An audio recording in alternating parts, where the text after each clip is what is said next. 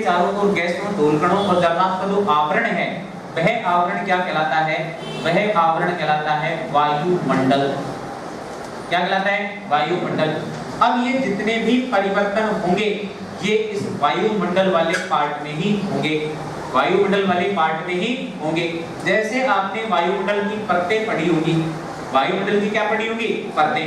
आप देखते हो कि जैसे ये पृथ्वी है, इस पृथ्वी से जैसे ऊंचाई की तरफ आप जाओगे लगभग 13 से 16 किलोमीटर तक जो मंडल हमें दिखाई देता है उसका नाम है क्षोभ मंडल। क्या नाम है? क्षोभ मंडल। अब जितने भी परिवर्तन होने हैं सारे के सारे लगभग किस मंडल में होते हैं? क्षोभ मंडल में। किस मंडल में होते हैं? क्षोभ मंडल में होते हैं। इसलिए इसे मौसम परिवर्तन का मंडल भी कहा जाता है। मौसम से जो बड़ी घटना होगी उसे किसमें शामिल करेंगे? ऋतु में। ऋतुओं से बड़ी जो घटनाएं होंगी उसे किसमें शामिल करेंगे? जलवायु में। अब देखो यहाँ से यदि इनकी अपन अलग अलग परिभाषाएं देखें तो थोड़ा सा परिभाषाओं को ध्यान से समझना होता है एक बार। जैसे इसकी परिभाषा देखें किसकी? जलवायु की। जलवायु की परिभाषा क्या बन सकती है? तो देखो दो प्रकार से समझ सकते हैं। जैसे हमें किसी स्थान विशेष के बारे में पढ़ना है तो ये कहेगा कि किसी स्थान विशेष पर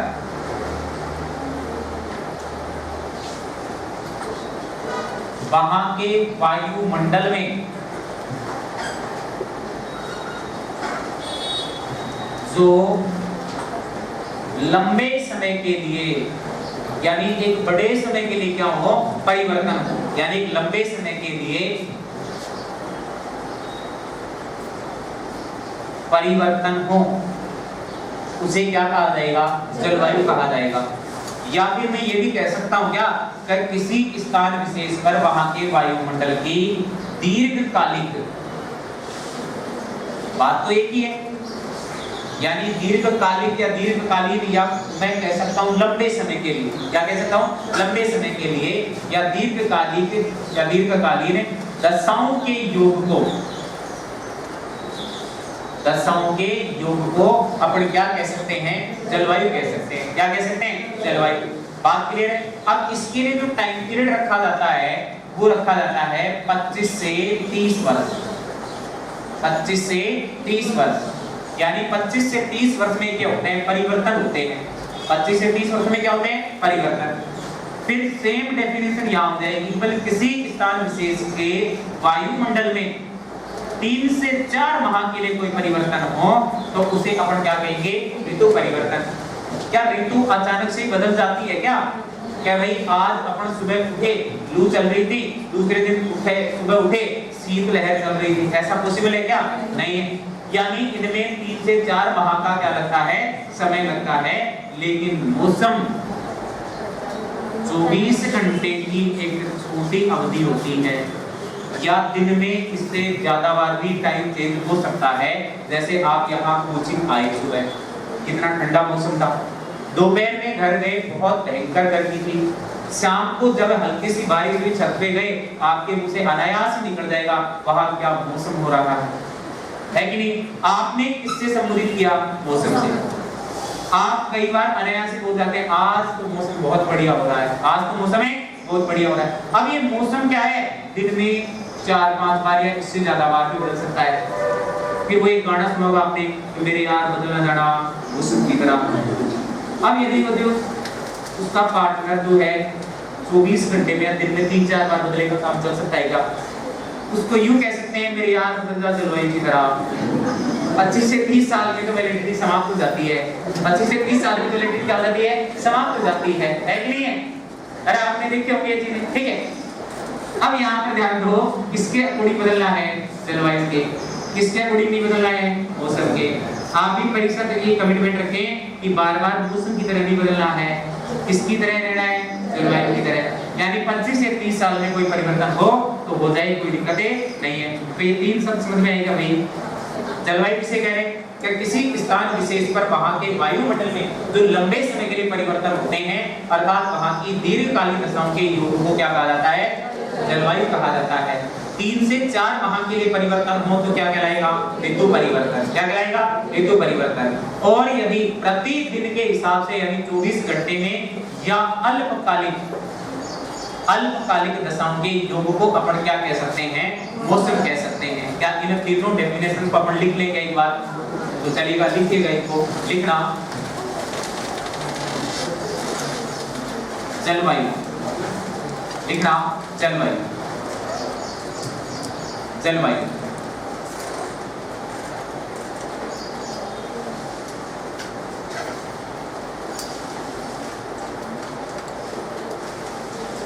लिखना, किसी स्थान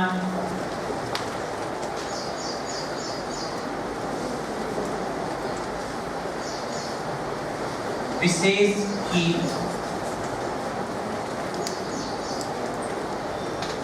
वायुमंडलीय दशाओं में जो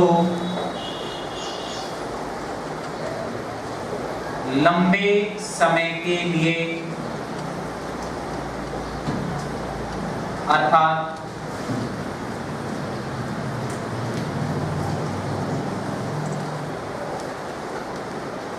दीर्घकालीन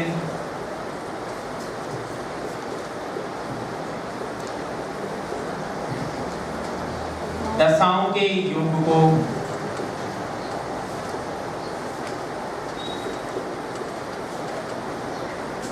क्या कहा जाता है? जलवायु कहा जाता है। बात क्लियर है क्या? टाइम पीरियड क्या रखा जाता है इसका? यानी इसका जो औसत टाइम पीरियड है, यानी औसत जो समय है,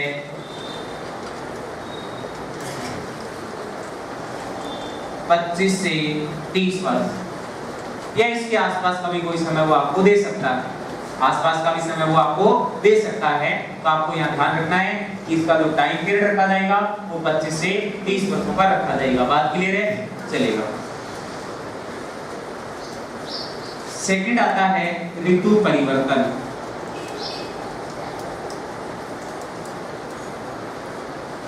सेम डेफिनेशन हो जाएगी कि किसी स्थान विशेष की वायुमंडलीय दशाओं में जो 3 से 4 माह के लिए परिवर्तन होते हैं वह परिवर्तन क्या कहलाते हैं? ऋतु परिवर्तन कहलाते हैं। ये तो किसी स्थान विशेष की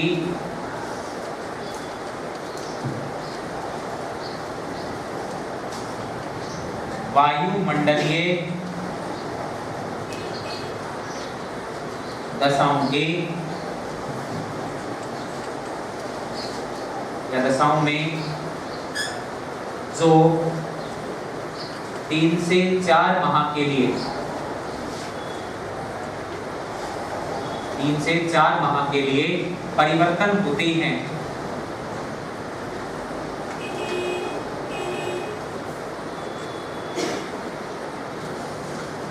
उसे क्या कहा जाता है? ऋतु परिवर्तन कहा जाता है।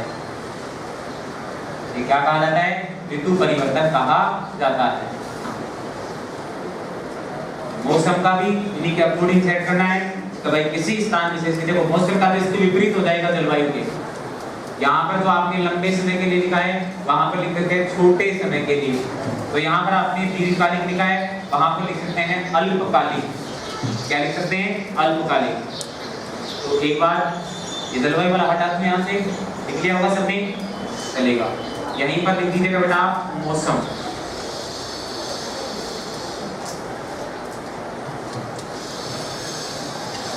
यहाँ लिख सकते हैं छोटे समय के लिए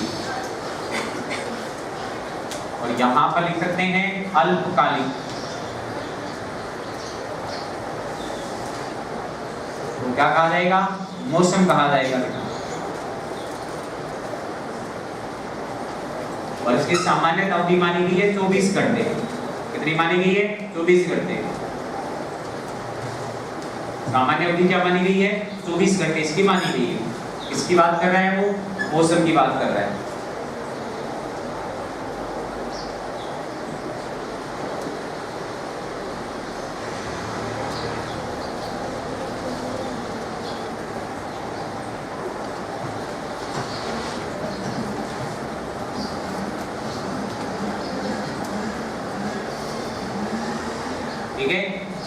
अब मैं दो छोटे छोटे शब्द देता हूँ, जरा एक बार शब्दों पर गौर करने का प्रयास करना। दोनों शब्दों पर गौर करने का क्या करना, प्रयास करना। दो शब्द देता हूँ, काफी इंपोर्टेंट है, मिटा दूं सर?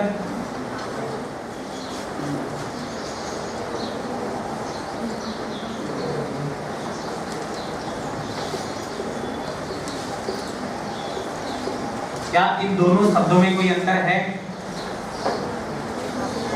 क्या इन दोनों शब्दों में कोई अंतर है? एक कहा सूर्यताप और एक कहा तापमान। क्या इन दोनों शब्दों में कोई अंतर है? है तो क्या है? है तो क्या है?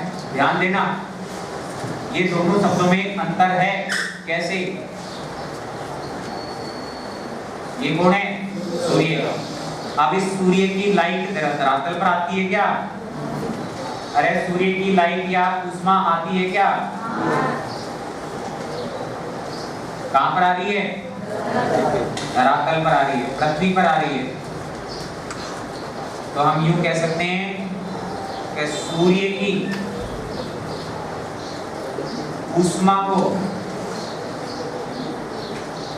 सूर्य ताप कहा जाता है।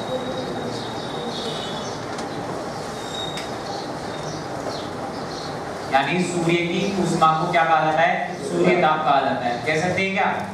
अब जब ये धरातल पर आया तो इसका जो है ना पठन किया जाएगा या तो अंकन किया जाएगा, इसका पठन या अंकन, ये क्या कहलाएगा?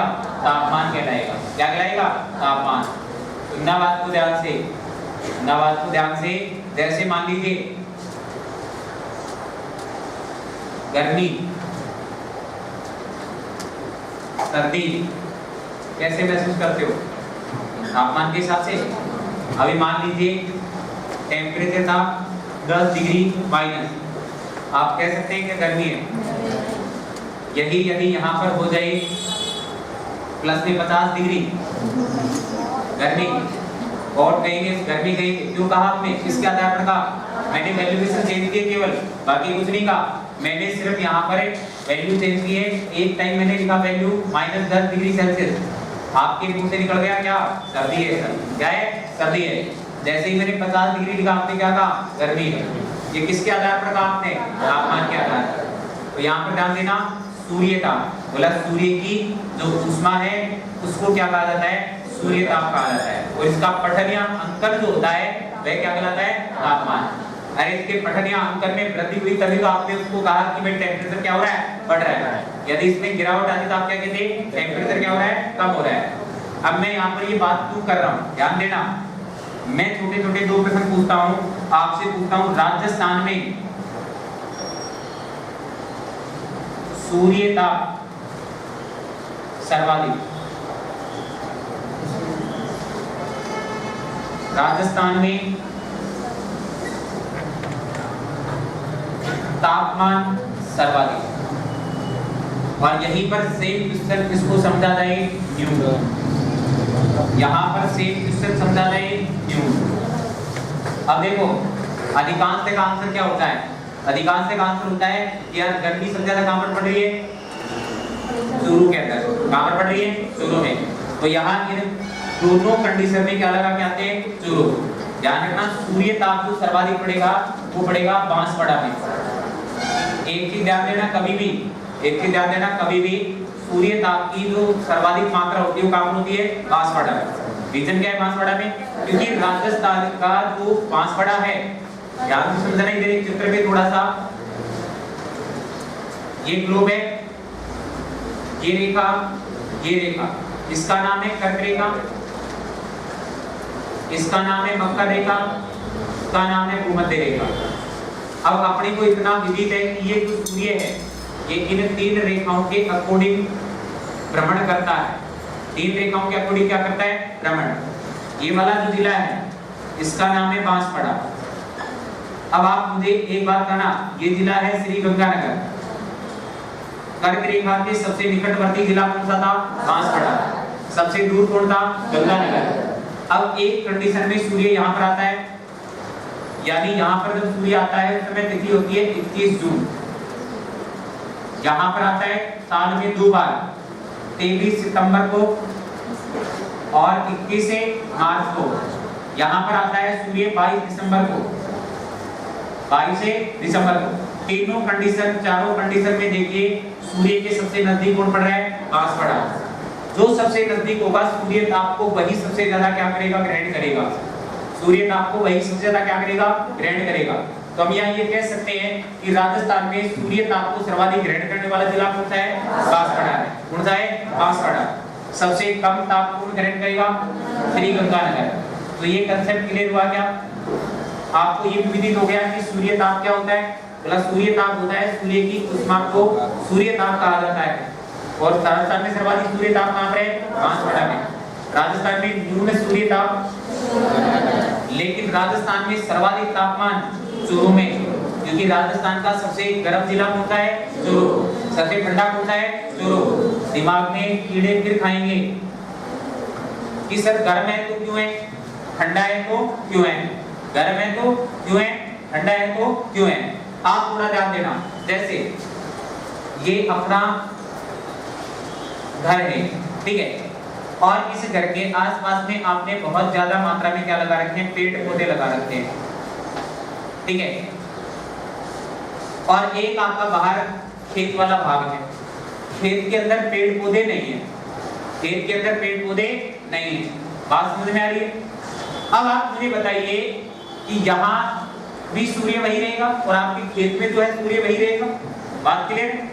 अब यहाँ से जब सूर्य का ताप आएगा तो क्या इस सूर्य के ताप को इन पेड़ों के द्वारा धरातल पर आने से क्या कर दिया जाएगा, रोक दिया जाएगा। धरातल पर आने से क्या कर दिया जाएगा, रोक दिया जाएगा। तो जितने क्षेत्र में इन पेड़ों ने इस भाग को आच्छादित किया है, क्या उस वाले भाग पर धरातल पर सूर्य ताप गिर पाएगा, क्या नहीं गिर पाएगा। क्या यहाँ पर टेम्परेचर में वृद्धि हो पाएगी, क्या नहीं हो पाएगी, क्योंकि ये इतना भाग जो इस वनस्पति से आच्छादित है वहां पर सूर्य ताप प्राप्त हो रहा है। क्या जब सूर्य ताप प्राप्त ही नहीं होगा तो पठन या अंकन किसका करेंगे, इसकी तो कंडीशन वैसे ही खत्म हो जाती है। मैंने कहा था जब सूर्य ताप आएगा उसी आधार पर आप अंकन या पठन कर पाएंगे ना। तो यहाँ पर ये जो भाग है ये गर्म होगा, क्या नहीं। अब कायदा ये कहता है कि राजस्थान में जो चूरू है ना वो सबसे कम वनस्पति वाला जिला है। राजस्थान में जो चूरू है वो सबसे कम वनस्पति वाला जिला है। बात क्लियर है? इस वजह से चाहे बांसवाड़ा हो, चाहे जैसलमेर हो, चाहे और कोई क्षेत्र हो, क्योंकि उनमें भी तो आपके धरातली भाग जाता है, भूतल वाला पार्ट जाता है, तो चूरू के अंदर वनस्पति नहीं होने की वजह से वो वाला भाग क्या हो गया, सर्वाधिक गर्म हो गया। फिर इसी बात को थोड़ा सा सर्दियों के टाइम में समझना।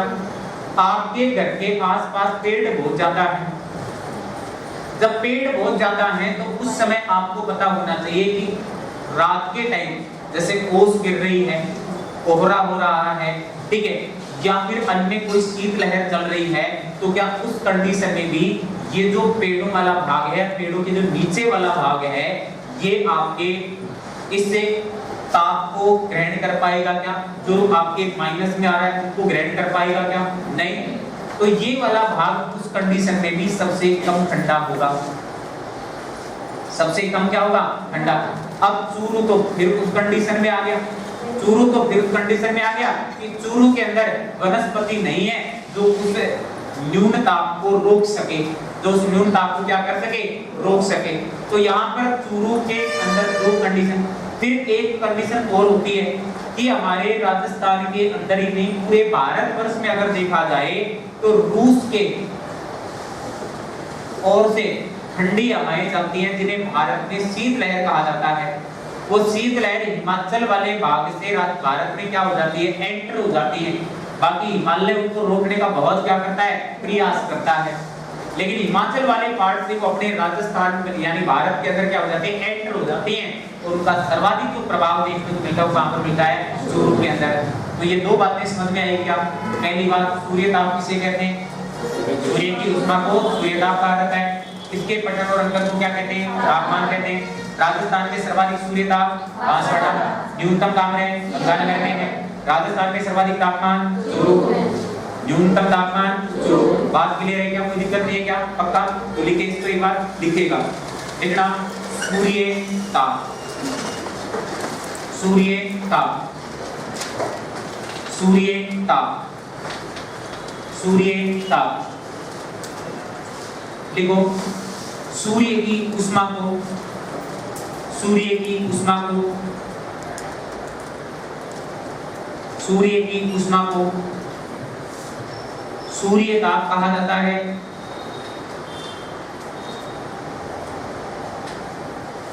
सूर्य की ऊष्मा को सूर्य ताप कहा जाता है। लाइन चेंज करके लिखो, तापमान, तापमान।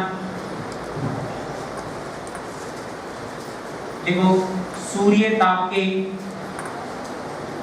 सूर्य ताप के पठन या अंकन को, सूर्य ताप के पठन या अंकन को क्या कहा जाएगा? क्या कहा जाएगा सर? तापमान कहा जाएगा। अब ये दोनों तीनों स्टेटमेंट लिख दीजिएगा, क्योंकि जहां से इंपोर्टेंट क्वेश्चन पूछा जा सकता है। लिखो लाइन चेंज करके, राजस्थान में, राजस्थान में सूर्य ताप सर्वाधिक है। राजस्थान में सूर्य ताप सर्वाधिक है। बांसवाड़ा में, राजस्थान में सूर्य ताप सर्वाधिक कहां पर है? बांसवाड़ा में। न्यूनतम सूर्य ताप कहां पर है? गंगानगर में है। न्यूनतम सूर्य ताप कहां पर है? गंगानगर में है। राजस्थान में सर्वाधिक तापमान, या हम यूं भी कह सकते हैं राजस्थान का सबसे गर्म जिला। राजस्थान में सर्वाधिक तापमान कहां पर है? चूरू में है। राजस्थान में सर्वाधिक तापमान कहां पर है? चूरू में है। राजस्थान में न्यूनतम तापमान कहां पर है? चूरू में है। यानी सबसे गर्म भी चूरू है, सबसे ठंडा भी कौन है? चूरू है। बात क्लियर है? कई बार सर यहाँ से इन दोनों के लिए जिले ने देकर स्थान दे देता है। क्या दे देता है? स्थान दे देता है। तो यहीं पर पॉइंट बना के लिखना, राजस्थान में, राजस्थान में सबसे गर्म स्थान,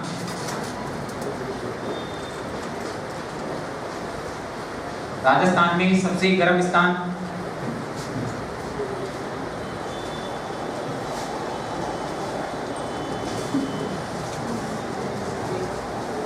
बेरियावली बीकानेर।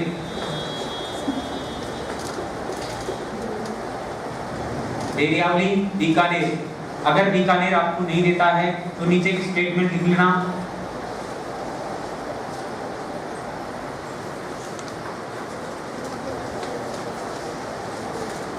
वर्ष 2016 में भी एक स्थान गर्म रहा था। उससे पहले भी परीक्षाओं में कई बार माना जा चुका है इसको। वर्ष 2016 में देश में, यानी राजस्थान में नहीं पूरे देश में रहा था। वर्ष 2016 में देश में सबसे गर्म स्थान,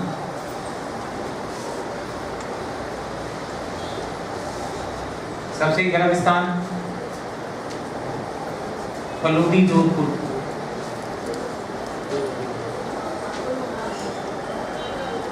फलोदी जोधपुर। तापमान रहा था यहाँ का 51 डिग्री सेल्सियस। 51 डिग्री सेल्सियस यहाँ का क्या रहा था? तापमान रहा था। कहाँ की बात कर रहा है वो? फलोदी जोधपुर। फलोदी जोधपुर की बात कर रहा है। इसकी बात कर रहा है फलोदी जोधपुर की। बात क्लियर है? ऑब्वियसली बात है सबसे ठंडा स्थान, सबसे ठंडा स्थान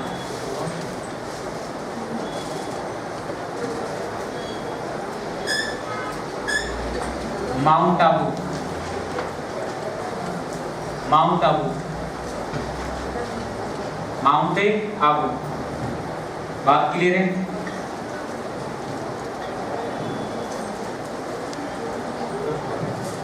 नहीं, ये ऑल ओवर है, ये ऑल ओवर है। ये मैंने इसलिए लिखवाया है क्योंकि कई बार बेरियावली नहीं देता, आपको फलोदी दे देता है। ठीक है, तो ये लास्ट टाइम फलोदी का तो 2016 में दर्ज किया गया था तापमान, और ये पूरे देश भर में क्या था? सबसे गर्म स्थान का भी था।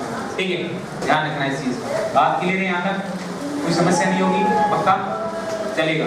फिर नेक्स्ट पे ध्यान दो, अगला पॉइंट लिखो, अगला पॉइंट लिखो, माउंट आबू को, माउंट आबू को, माउंट आबू को राजस्थान का मासिन राम। अब मासिन राम को कहते हैं वर्षा के कारण, मासिन राम को किसके कारण कहते हैं? वर्षा के कारण। ऑब्लिक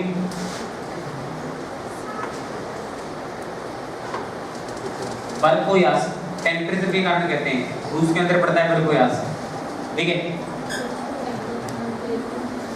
तो राजस्थान का मासिन राम ऑब्लिक बर्कोयास कहा जाता है, इसे कहा जाएगा भी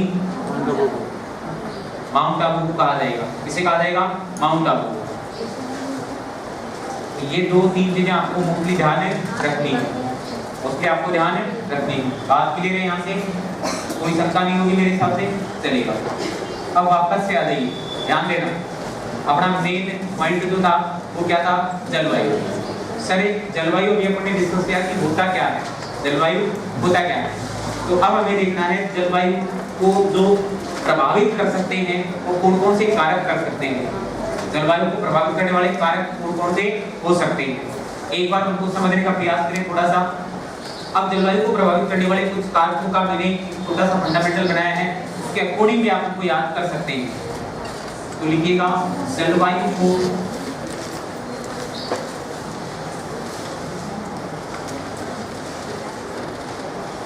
प्रभावित करने वाले कारक।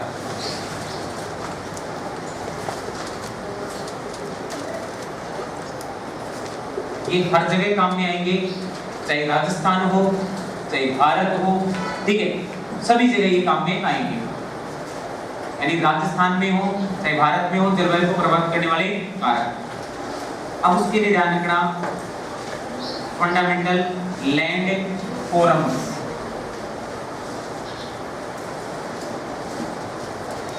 ये इसके अंदर सारे प्रभावित करने वाले कारक हैं। लैंड फोरम्स आप ध्यान रखना, इसमें सारे कारक आ जाएंगे, जैसे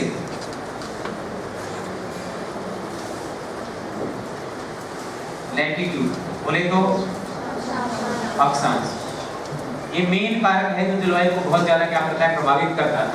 अभी एक एक दो करके इनको देखेंगे कि ये कैसे कैसे प्रभावित करते हैं, कैसे कैसे क्या करते हैं? प्रभावित करते हैं, ठीक है।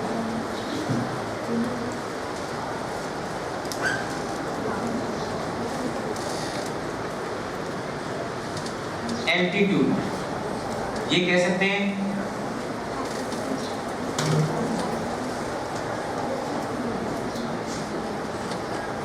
सागर से ऊंचाई।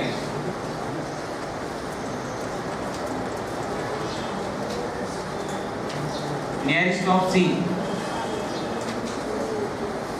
सागर से दूरी। ये दोनों फैक्टर एक ही साथ काम करेंगे।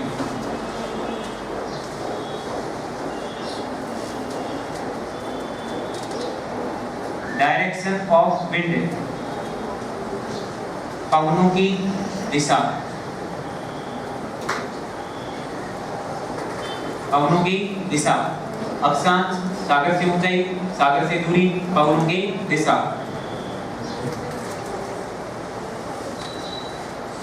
फॉरेस्ट,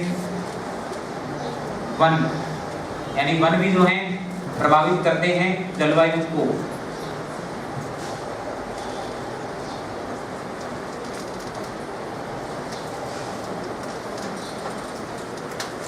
ओशियन करंट, सागरीय धाराएं,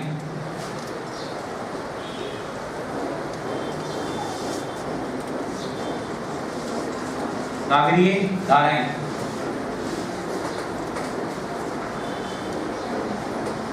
रेनफॉल, वर्षा, वर्षा भी जलवायु को क्या करता है? प्रभावित करता है।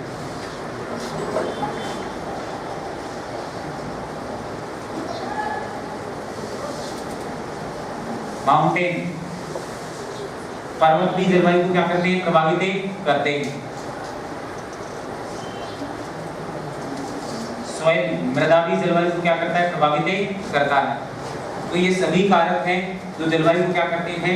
प्रभावित करते हैं। जैसे अक्षांश। लैटिट्यूड्स भी करेंगे, लैटिट्यूड सागर से ऊंचाई भी करेगा, नियरेस्ट प्रॉक्सी सागर से दूरी भी करेगा, डायरेक्शन ऑफ विंड बाउलों की दिशा भी करेगा, फॉरेस्ट बोले तो वन भी प्रभावित करेंगे, ओशन करेंट्स बोले तो सागरीय धाराएं भी करेंगी, रेनफॉल बोले तो वर्षा भी करेगा, माउंटेन बोले तो पर्वत भी करेगा, और सोइल बोले तो मृदा भी करेगा।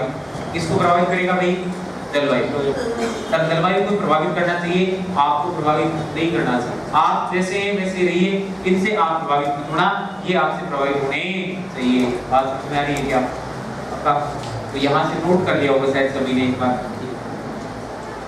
ठीक है? फटाफट कीजिएगा भाई इसको नोट। अब एक एक दो दो करके इनको समझ लें एक बार, ठीक है? देखो लिखना नहीं है, केवल समझना है। बेसिक जानकारी के लिए आपके दिमाग में कहीं ना कहीं प्रश्न उठेगा कि अक्षांश ने प्रभावित किया तो कैसे किया, पर्वतों ने प्रभावित किया तो कैसे किया, वो चीजें आपको ध्यान रखनी है, ठीक है?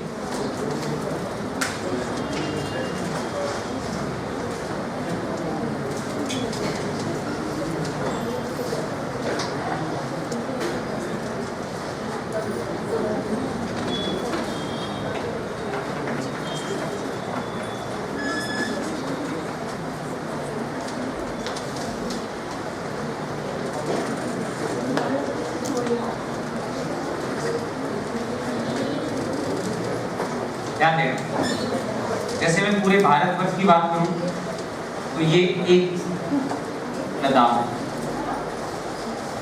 यहाँ पर पड़ेगा, जम्मू फिर पड़ेगा पंजाब, और यहाँ पर कौन पड़ रहा है? राजस्थान। कौन पड़ रहा है? राजस्थान। अब मुझे एक बात बताइए, यहाँ से देखो ये 8 डिग्री से मामला शुरू होता है, 9 डिग्री, 10 डिग्री, 11 डिग्री, 12 डिग्री, ऐसे चलते चलते अपन इस तरीके से राजस्थान के अंदर और पूरे भारतवर्ष के अंदर अक्षांश देखते हैं। क्या देखते हैं? अक्षांश। और ये 37 पे जाकर क्या हो जाता है? समाप्त हो जाता है। यानी लगभग 8 डिग्री से शुरू होता है और 37 पे जाके क्या हो जाता है? समाप्त हो जाता है। 37 पे जाके क्या हो जाता है? समाप्त हो जाता है। बात क्लियर है क्या? अब मुझे बताइए, सभी राज्यों के या कुछ एक राज्य छोड़ दें तो क्या सभी राज्यों के अक्षांश समान है क्या? नहीं है। अब यहाँ से ध्यान दीजिएगा, सूर्य जो होता है ना, वो साल भर अपन देखते हैं दक्षिणायन या फिर उत्तरायण होता रहता है। टाइम के अकॉर्डिंग दक्षिणायन होता है, टाइम के अकॉर्डिंग क्या होता है? उत्तरायण होता है। या मैं सीधी सी बात करूं तो ये 0 डिग्री है और यहाँ पर ये दक्षिणी गोलार्ध है और ये उत्तरी गोलार्ध है। सूर्य 6 माह के लिए उत्तरी गोलार्ध में और 6 माह के लिए दक्षिणी गोलार्ध में रहता है। रहता है नहीं रहता है? जिस समय सूर्य 6 माह के लिए दक्षिण में चला जाएगा तो भी ये जो दक्षिण वाला राज्य है ये सूर्य के ताप को सर्वाधिक प्राप्त करेगा। क्या कर रहा है? नहीं कर रहा है।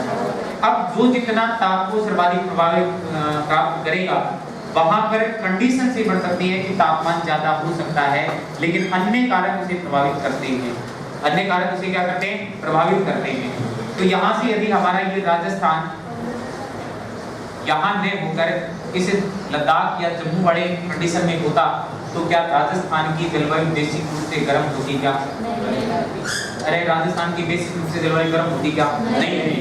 अगर ये लद्दाख राजस्थान की जगह होता तो यहाँ की जलवायु ठंडी होती क्या? क्या यहाँ की जलवायु ठंडी होती क्या? यहाँ की जलवायु कैसी होती? गर्म होती। यहाँ की जलवायु कैसी होती? गर्म होती। तो ध्यान रखना, अक्षांश जो होते हैं यानी अक्षांश स्थिति प्रत्येक राज्य की या प्रत्येक स्थान की विशेष की जलवायु को क्या करता है? प्रभावित करता है।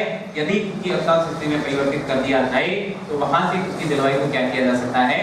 प्रभावित किया जा सकता है। अगर मैं राजस्थान को लद्दाख की जगह तो लद्दाख को राजस्थान की जगह स्थानांतरित करके देखूं तो इनकी जलवायु में दिन रात का अंतर किया जा सकता है। तो क्या इससे अक्षांश स्थिति ने इस जलवायु को क्या किया? प्रभावित किया है। दूसरी कंडीशन कौन सी थी? सागर से ऊंचाई या फिर हम कहें सागर से दूरी। सागर से दूरी।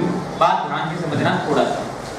एक स्टेट में लेता हूं आपके जो तटवर्ती है, होता है तटवर्ती है। जैसे मैं यहाँ से एक एग्जांपल ले लेता हूँ, ये हमारा राजस्थान, इधर ये वाला कंट्री, ठीक है, ये राजस्थान, ठीक है, ये गुजरात है, ये महाराष्ट्र है, ये आपके कर्नाटक, ये गोवा इधर, ठीक है, फिर इधर ये केरल, ठीक है, इधर तमिलनाडु, ये सभी स्टेट इस क्रम में बसे हुए हैं, ठीक है। अब यहाँ से ये कौन सा सागर है? अरब सागर। ये कौन सा सागर है? अरब सागर। बात क्लियर है? अब यहाँ पर ध्यान देना, ये हमारा राजस्थान। राजस्थान का अधिकांश पार्ट कैसा है? स्थल है। अधिकांश पार्ट कैसा है? स्थलीय भाग है। और यहाँ ये वाला जो भाग है, इनके जो सागर लगा हुआ है, ये कैसा है? जलीय भाग। कैसा भाग है? जलीय भाग। अब आप देखते हो जैसे सूर्य ताप आता है, सूर्य ताप आते ही जो स्थल भाग होता है ये जल्दी क्या हो जाता है? गर्म हो जाता है। जल्दी क्या हो जाता है? गर्म हो जाता है। जबकि जो जलीय भाग है वो देरी से गर्म और देरी से क्या होता है? ठंडा होता है। ये जल्दी से गर्म और जल्दी से क्या हो जाता है? ठंडा हो जाता है। जल्दी से क्या हो जाता है? ठंडा। अब यहाँ पर ध्यान देना, एक कंडीशन, पहली कंडीशन। सेकंड कंडीशन क्या होती है कि जैसे जैसे आप यहाँ राजस्थान को देखिए, इस राजस्थान को, ये जो राजस्थान है, इनकी अपेक्षा सागर से क्या है? दूर है। इनकी अपेक्षा सागर से क्या है? दूर है। सागर से क्या है? दूर है। अब मान लीजिए यहाँ पर ऋतु हो किसकी? सर्दी। इसकी हो सर्दी की। सर्दी की ऋतु में भी यहाँ पर इतना टेम्परेचर नहीं गिरेगा जितना अपने राजस्थान में, राजस्थान के अंदर कई जगह ऐसी होती हैं, जैसे मैं आपकी बात करूं चूरू की और फतेहपुर सीकर की, तो वहां पर टेम्परेचर माइनस में चला जाता है। सर्दियों के दौरान टेम्परेचर किसमें चला जाता है? माइनस में चला जाता है। और वो माइनस में जाने का रीजन क्या है कि एक तो शीतलहर ने बहुत ज्यादा प्रभावित किया, दूसरा क्या है? स्थल भाग। क्या है? स्थल भाग। दूसरा क्या है? स्थल भाग। ठीक है। अगर यही राज्य सागर के पास होता, अब मैं आप जैसे मान लीजिए सर्दियों के टाइम में आपने प्लान बनाया कि मैं गोवा जा रहा हूँ, अब राजस्थान से आप निकल रहे हैं, तो आप अगर राजस्थान के अकॉर्डिंग सोच के चलें तो राजस्थान तो सागर से क्या है? दूर है। सागर से क्या है? दूर है। ये सागर के क्या है? पास में। मैं आपसे ये नहीं कह सकता कि आप गोवा अगर सर्दियों के अंदर जा रहे हैं तो आप पेटी के अंदर रजाई पैक करके ले जाएंगे। अच्छा, जरूरत ना पड़े, हो सकता है जरूरत ना पड़े, क्योंकि जो क्लाइमेट कंडीशन यहाँ की है वो यहाँ की हो सकती है कि गोवा की नहीं हो सकती। क्योंकि एक तो कंडीशन क्या है कि सूर्य दक्षिणी गोलार्ध में गया हुआ है, उसके क्या है? अपेक्षा नजदीक है। अपेक्षाकृत क्या है? नजदीक है। दूसरा, हमारा राजस्थान यदि बात करें तो सागर से, यदि अरब सागर से देखें तो हमारा राजस्थान पड़ता है 400 किलोमीटर। कितना पड़ता है? 400 किलोमीटर। और यदि कच्छ की खाड़ी से देखें तो राजस्थान पड़ता है 225 किलोमीटर। कितना पड़ता है? 225। अब यहाँ से मान लीजिए अगर कोई सागरीय क्षेत्र से कोई हवा आती है या कोई पवन का प्रवाह होता है, अब ध्यान देना, पवन का प्रवाह हमेशा, ध्यान देना, पवन का प्रवाह हमेशा किस कारण होता है? तो ये वायुदाब में अंतर के कारण होता है। पवन का जो प्रवाह होगा हमेशा वो वायुदाब में अंतर के कारण होगा। वायुदाब में जब जब अंतर होगा तब तक पवन का क्या होगा? प्रवाह होगा। अब आपको पता है कि उच्च दाब से निम्न दाब की ओर पवन का क्या होता है? प्रवाह होता है। उच्च दाब से निम्न दाब की ओर पवन का क्या होता है? प्रवाह होता है। बात समझ में आ रही है क्या? थोड़ी थोड़ी। अब यहाँ से ध्यान देना, यहाँ से कोई एक पवन चली, उसकी प्रकृति थी ठंडी या वो नमी युक्त कोई पवन चली, क्या अपने राजस्थान में जब तक जाएगी तब तक इतनी देर हो जाएगी कि ये 400 किलोमीटर की दूरी तय करके आई है और यहाँ पर कंप्लीट भाग से स्थल के ऊपर से गुजरी है, तो क्या इसकी नमी या आर्द्रता में कमी आएगी क्या? बिल्कुल आएगी। तो यही रीजन होता है कि राजस्थान में एक तो बारिश कम होने का, कि अपना राजस्थान जो है ना ये सागर से काफी क्या है? दूर है। जब तक यहाँ पर ये नमी युक्त हवाएं पहुंचती हैं, इनकी नमी में क्या हो जाती है? कमी हो जाती है। नमी में क्या हो जाती है? कमी हो जाती है। तो ये सागर से दूरी या सागर से ऊंचाई भी कहीं ना कहीं राजस्थान की इस गर्म जलवायु के लिए क्या है? जिम्मेदार है, या यूँ कह सकते हैं तो एक तरीके से इसके लिए क्या है? ये योग्य कंडीशन नहीं। बात समझ में आई यहाँ तक की। सेकंड कंडीशन क्या थी? डायरेक्शन ऑफ विंड, पवन की दिशा। अब ध्यान दीजिएगा, जैसे मान लीजिए थोड़ा सा मैं आपको ग्रीष्म ऋतु के अकॉर्डिंग भी बताता हूँ, ग्रीष्म ऋतु अकॉर्डिंग ही बताता हूँ उसके अनुसार। ठीक है, ध्यान देना। ये अपना राजस्थान। अब इस राजस्थान में आपको पता है इस साइड कौन है? पाकिस्तान। इस साइड कौन है? गुजरात। इस साइड कौन है? अरब सागर। आप थोड़ा सा ध्यान देने का प्रयास करें। जैसे मान लीजिए यहां से कोई एक पवन का प्रवाह हो रहा था, इस पवन की प्रकृति थी ठंडी, यहां से पवन गुजरी, ये भाग था गर्म। क्या जब ये ठंडी पवन इस गर्म स्थान से गुजरेगी तो क्या इसकी प्रकृति में परिवर्तन होगा कि नहीं होगा?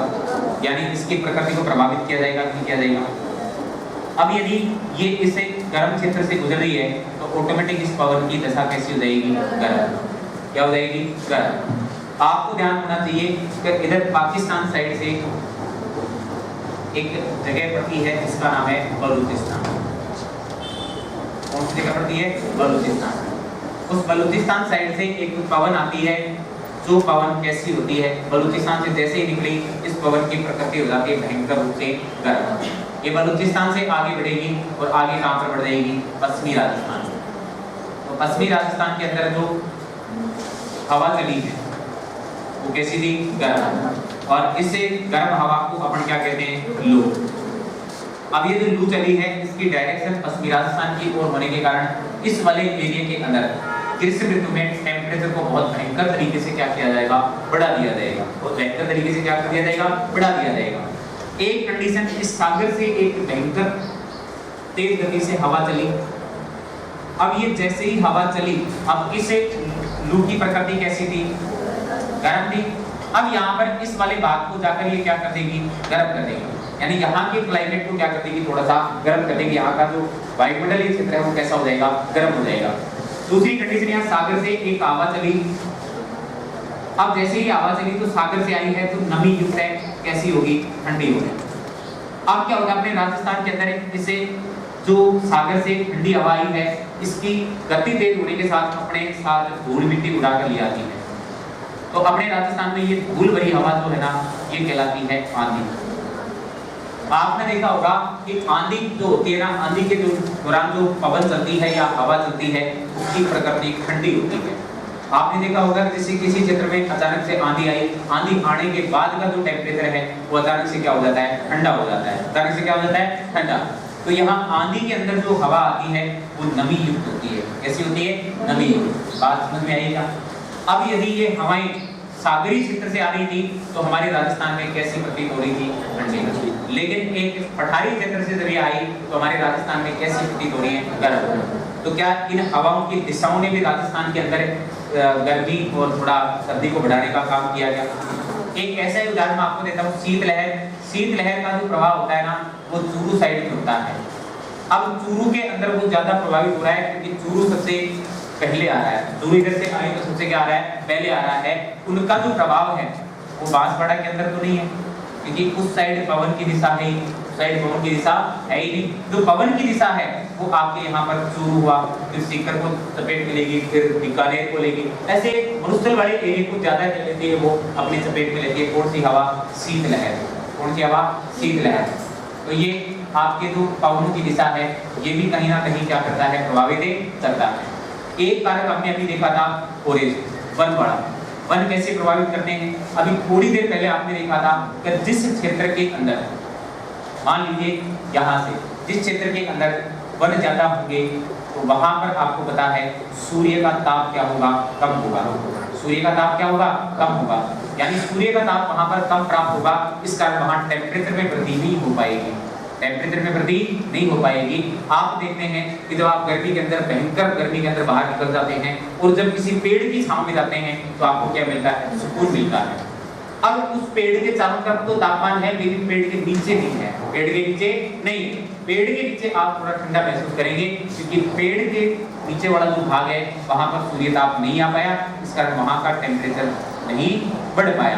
तो ये जो वन होते हैं ये वन भी क्या करते हैं? ये तापमान को बढ़ने से रोकते हैं। तापमान को बढ़ने से रोकते हैं। बात समझ में आ रही है क्या?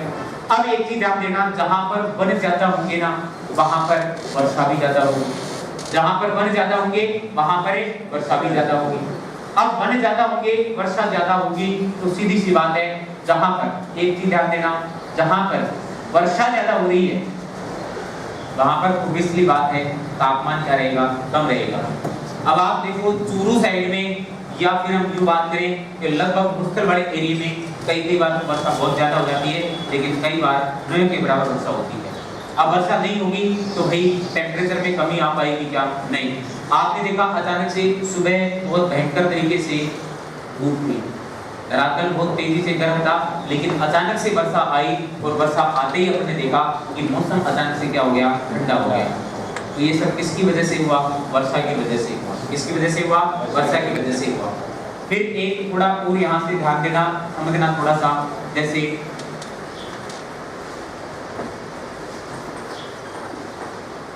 माउंटेन, पर्वत, पर्वत भी क्या करते हैं, प्रभावित करते हैं। जैसे दो प्रकार से प्रभावित करेंगे मेन रूप से, जैसे अपना अरावली। आपने देखा होगा कि जो आपके अरब सागर का मानसून होता है वो इस अरावली के समानांतर इस तरीके से आगे निकल जाता है।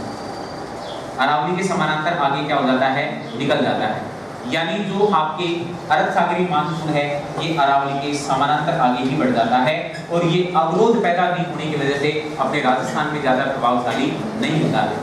ये अपने अरब सागर का मानसून सबसे पहले आता है, समय से आता है, कई बार देरी से भी आ जाता है, लेकिन अमूमन ये समय पर आ जाता है, लेकिन ज्यादा प्रभावशाली नहीं होता। अगर मैं बात करूं अरब सागर से, तो राजस्थान के अंदर मात्र 35% भाग पर या 35% वर्षा पूर्व से मानसून से होती है अरब सागर से। बंगाल की खाड़ी का जो मानसून आता है वो कुछ इस टाइप से आता है। अब वो अरावली के क्या है, विपरीत आया है। अरावली क्या है, विपरीत आया है। अब ये अरावली से टकराकर इस बड़े एरिया में क्या करवाएगा, अच्छी वर्षा करवाएगा। क्या करवाएगा, अच्छी वर्षा करवाएगा।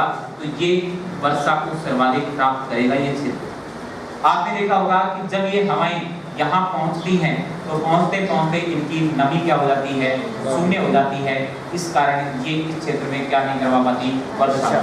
लेकिन कई बार इस क्षेत्र में अत्यधिक वर्षा होने का रीजन क्या होता है, जब इन हवाओं की गति तेज होती है, इन हवाओं की गति क्या होती है, तेज होती है, तो ये अपनी नमी होने से पहले कहाँ पहुँच जाती हैं, पश्चिमी राजस्थान में, और अच्छी क्या करवा देती हैं, वर्षा करवा देती है। अच्छी क्या करवा देती है, वर्षा। फिर आपने देखा होगा कि जो कई आवास ऐसे होते हैं जो पर्वतीय क्षेत्रों में होते हैं, एक बेसिकली घाटी क्षेत्रों में होते हैं। अब आपने देखा होगा कि पर्वतीय क्षेत्र का यदि जैसे जैसे आप ऊपर की तरफ जाते हो तापमान घटता है, बढ़ता है, घटता है। अरे ऊपर के साइड में जब आप जाते हो वायुमंडल में तो वहां से तापमान क्या होता है, घटता है। अरे तापमान क्या होता है, घटता है। तो जो क्षेत्र ऊंचाई पर होंगे, जो क्षेत्र कहाँ पर होंगे, ऊंचाई पर होंगे, तो क्या उन क्षेत्रों के अंदर तापमान कम होगा, क्या बिल्कुल होगा। तापमान क्या होगा, बिल्कुल कम होगा। लेकिन जो क्षेत्र नीचे बसे हुए घाटी वाले क्षेत्रों में या समुद्र तल से जो थोड़ा नीचे पड़ रहे हैं उन क्षेत्रों में क्या है, तापमान ज्यादा रहने की क्या रहती है, संभावना रहती है। बात क्लियर है। तो यहाँ से ये सभी कारक, एक और बच गया कौन सा, महासागरीय धाराएं। महासागरीय धाराएं आपने देखा होगा, देखो मेनली अपने भारत के मानसून को जो प्रभावित करती है वो धारा कौन सी करती है वो भी देखेंगे, और साथ साथ में सागरीय धाराएं कैसे प्रभावित करती हैं वो भी देखेंगे। जैसे मान लीजिए यहाँ पर ये सागर से सटा हुआ क्षेत्र है और यहाँ पर था गोवा। गोवा के अंदर भयंकर तरीके से क्या थी, गर्मी। इधर से कोई एक ठंडी सागरीय धारा आई, ठंडी सागरीय धारा आई, तो अब इस सागर से जो पवन प्रवाह होगा वो ठंडा होगा, गर्म होगा, ठंडा होगा। क्या होगा, ठंडा होगा। तो क्या इस गोवा के अंदर अब आप गर्मी महसूस कर पाएंगे, क्या नहीं। गोवा के अंदर टेम्परेचर जो कंडीशन है वो विपरीत हो जाएगी। क्यों हो जाएंगी, क्योंकि यहाँ से एक ठंडी सागरीय धारा का उद्भव हुआ और ये सागरीय धारा जब ठंडी आई, सागर से टकराई, तो सागर के आगे वाले जो भाग है उनमें कैसी पवन महसूस होगी, ठंडी होगी। कैसी होगी, ठंडी। तो यहाँ का टेम्परेचर क्या हो जाएगा, डाउन हो जाएगा। मान लीजिए यही सागरीय धारा गर्म होती और यहाँ पर सर्दी होती, तो यहाँ से ये जो गर्म है, ये गर्म हवा जब यहाँ से आती तो क्या यहाँ पर ये सर्दी वाला भाग जो था वह गर्मी में परिवर्तित होता है, क्या बिल्कुल होता, बिल्कुल ही होता।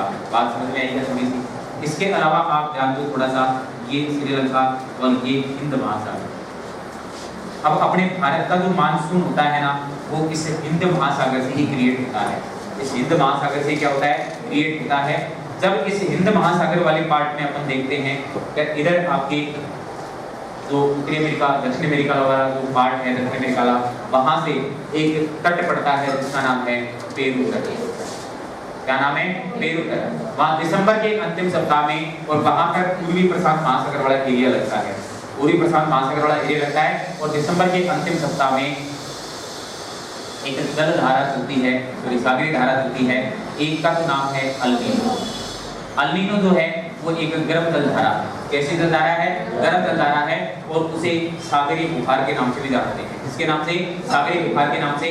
जब ये यहाँ पर आएगी तो तो कंडीशन थोड़ा सा समझना, गर्म है। कैसी है? गर्म है। इधर भारत के अंदर मानसून जून के महीने में आता है।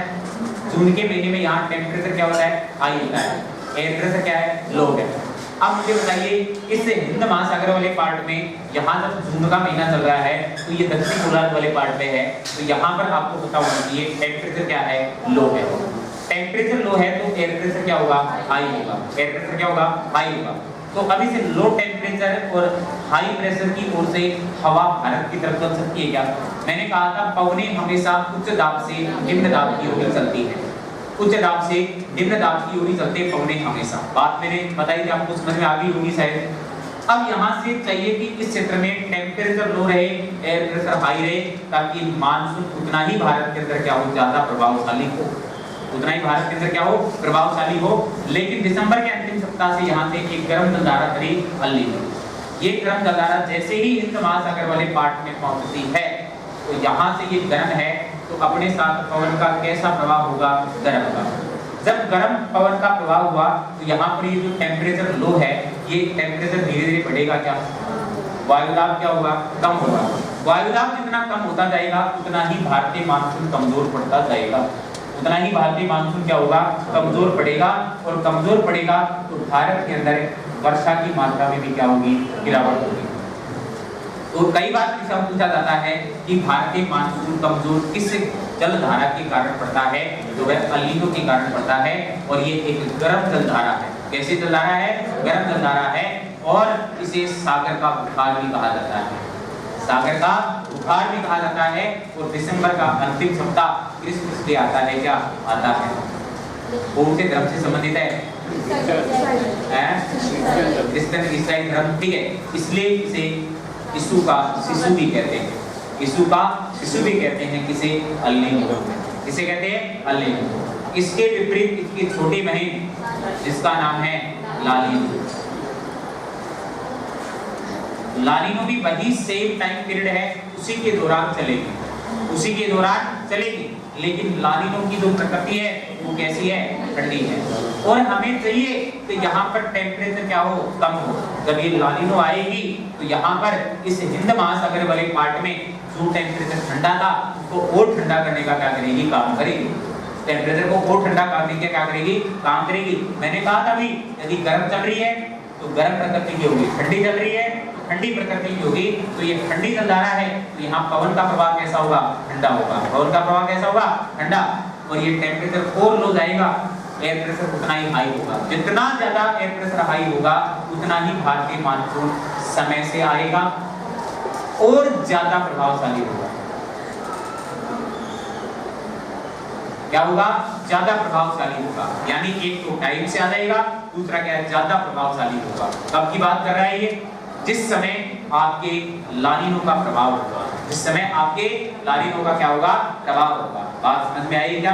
तो ये सभी कारक जलवायु को क्या करते हैं बेटा? प्रभावित करते हैं। बातें समझ में आई क्या? थोड़ी थोड़ी आपकी बात है।